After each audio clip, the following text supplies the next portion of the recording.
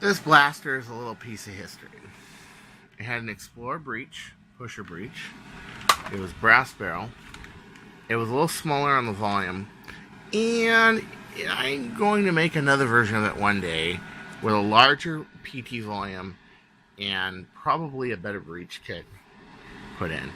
I have a copy of Sentinel sitting up there. I just have never done it. This is the X-Sentinel.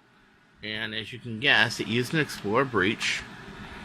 And it was a blaster that I designed because I was trying to find ways to integrate breech designs into it.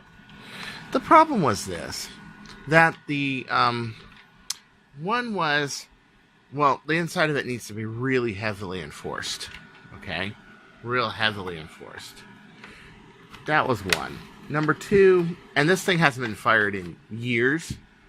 Number two was that when I showed it to Hang from Explorer, he completely hated it. And I thought it was a good idea, you know? Still fires. It's got pretty good velocity to it. It's not great. This thing has been sitting around for a few years. I'd say about 2 years, I'd say. But I have an extra shell. I do plan on redoing the breech, and I do plan on doing the inside of it. The inside was laminated with fiberglass so that the hook that hooks to this part right here doesn't break apart. The fiberglass is wrapped around. The other thing is it has a nylon and metal plunger rod that does not break. Yeah. X-Sentinel. This is the original X-Sentinel. I kept this around for sentimental reasons. At one point, this blaster did about 230 feet per second. However, I had issues with, such as the pin of this breaking and a few other things, since I was loading it really high. And the next one I plan to do, because I glued an anchor in place here, I plan on making the tube full length, and I plan on making the barrel a little longer and making it sealed. This should give me my power. This has a C882 16 kilogram 16 kilogram spring in it, and you know, it's not bad.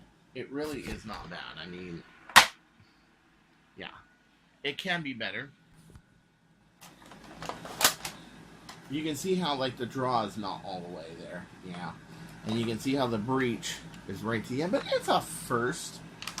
It's a first for a Sentinel, to be honest.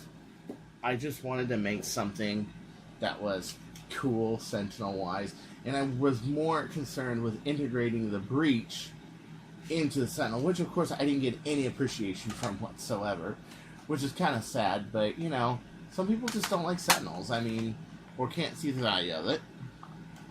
That's okay. It happens.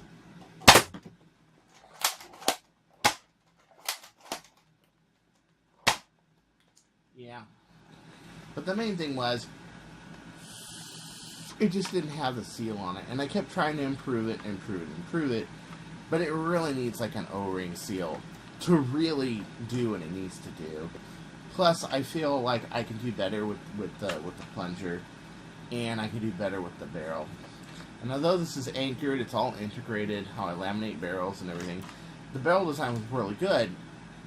It just needs, I guess it needs to be a little more fleshed out, which now, of course, I've done. So next coming months, after I finish a few commissions and do a few other things, I plan on working on this again, working on PornStar again, and seeing what happens with it. So until next time, this is Chris Cartaya saying, don't you go changing, or I'll fucking find you. Where life becomes darkness.